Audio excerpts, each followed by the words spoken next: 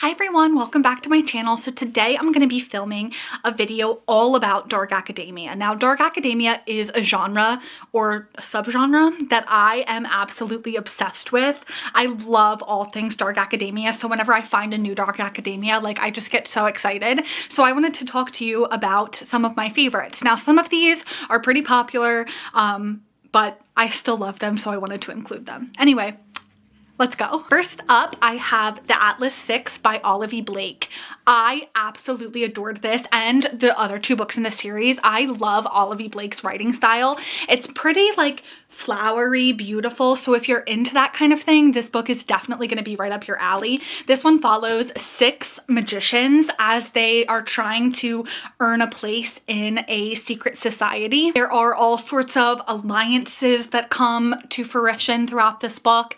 We see knowledge being grown and grown and grown because the secret society that they're trying to become a part of holds a lot of the knowledge of the whole entire world that's been kept a secret for a long time. So that's kind of what we're looking at when we're talking about this book, and I absolutely loved it. I feel like if you're looking for a great dark academia book, this is one to pick up. Up next, I have a book that's pretty much considered to be one of the classics of this genre, a modern classic, if you will, and that is The Secret History by Donna Tartt. I read this years ago and it still sticks with me in my head, which is saying something because I have a terrible memory, but I absolutely adored this book, as well as The Goldfinch by Donna Tartt, but that's less dark academia, so that's why I'm not mentioning it here. But The Secret History is totally dark academia. It's like the blueprint for dark academia. So this follows a bunch of students, and they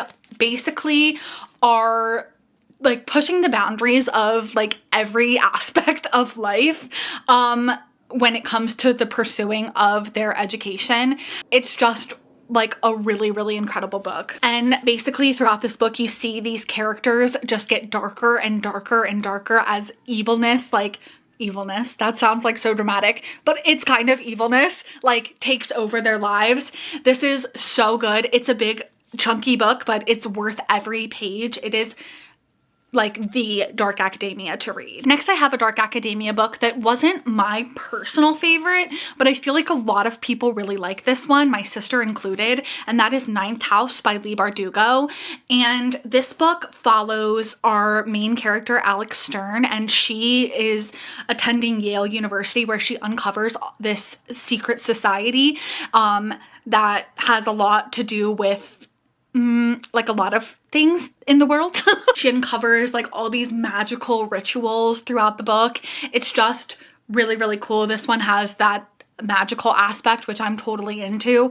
I enjoyed this one. Like I said, it wasn't my favorite, but I know a lot of people really, really like this one, so of course I had to mention it. Up next, I have Babel by R.F. Kuang, and Babel is quite the undertaking, to be honest. It's a lot of book to get through, and I'm not just saying that because it's long. I'm saying that because it's pretty dense. This follows our main character, who is brought from China to attend Oxford University in the prestigious language department at Oxford University, and we learn that there's a bunch of magical elements as well happening in this book. I love a dark academia that has magic. Not all of these do. The Secret History doesn't have any magic, but the other two I've mentioned do have magic.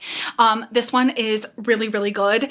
It took me a while to get through it just because, like I said, it's pretty dense and academic, but if you're into that, you'll be into this, that's for sure. It has a lot of really good commentary on colonialism and just basically the effects of colonialism on our main character and on the world as a whole. Up next, we have one of my favorites, and that is A Lesson in Vengeance by Victoria Lee. I feel like this one is super underrated, but I absolutely loved this book when I read it. So this book follows our main character, and she is kind of obsessed with all things witchy as well as all things death. And there's a new student who comes into town, and all of the chaos ensues throughout this book. It is the perfect witchy dark academia book. I feel like this just screams fall. You will absolutely adore this if you're into witchy dark academia. Duh. Up next, we have a book that is actually a classic, and that is The Picture of Dorian Gray by Oscar Wilde. And this book shocked me to my core. This is one of my favorite classics of all time. And if you're looking to get into classics, and especially if you love the dark academia genre, look no further than The Picture of Dorian Gray.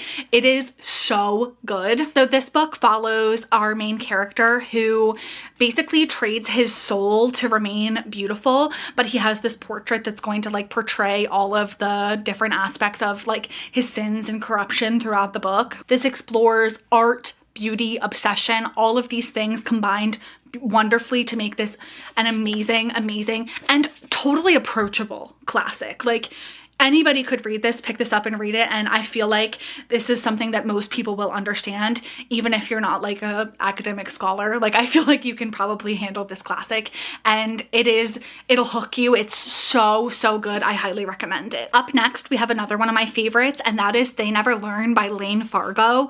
I loved this book. This book follows a professor, and she basically kills students who are like evil, not evil, but like they do bad things. Maybe that makes them evil. Who am I to judge evilness, I guess I should say. Anyway, then there's a student who kind of begins to like figure her out and understand what's going on. And so you watch this student like uncovering what this professor is doing. It's so good. And on top of being a dark academia, it's a thriller. So it has like that thriller hook where it'll keep you reading and keep you reading all throughout the book. Next, I have In My Dreams, I Hold a Knife by Ashley Winstead. And this was another thriller that I absolutely loved, and it's definitely dark academia. So it follows this group of friends, and they were friends in college, and they basically get back together. They're like doing a reunion, and all of these like dark secrets from the time that they were in college begin to become uncovered as we read throughout the story, and you see these characters kind of like descend into madness almost. It is so good. I love Ashley Winstead's books, so I definitely would recommend this one if you're looking for a good dark academia. Up next, I have Blood Over Bright Haven by M.L. Wong, and this is one of the books that I recently read in October, and I loved this book. It is so good. It follows our main character, and she is the first female mage, and she discovers how magic is being used and how like the power of the city is running and how dark and evil the power source is. And so she starts to try to like disband this power source.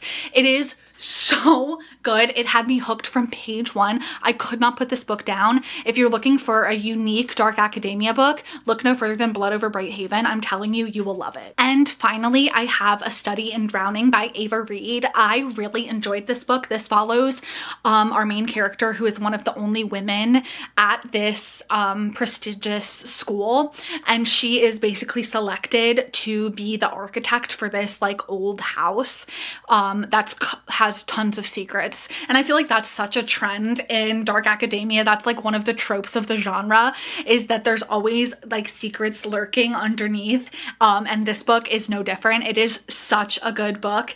If you're looking for something that's YA, this one is YA, so I feel like it's approachable. Anyone could read and enjoy this book. And with that being said, those are all of the dark academia books I have for you this fall. I hope that you enjoyed this video, and I will talk to you in the next one. Bye!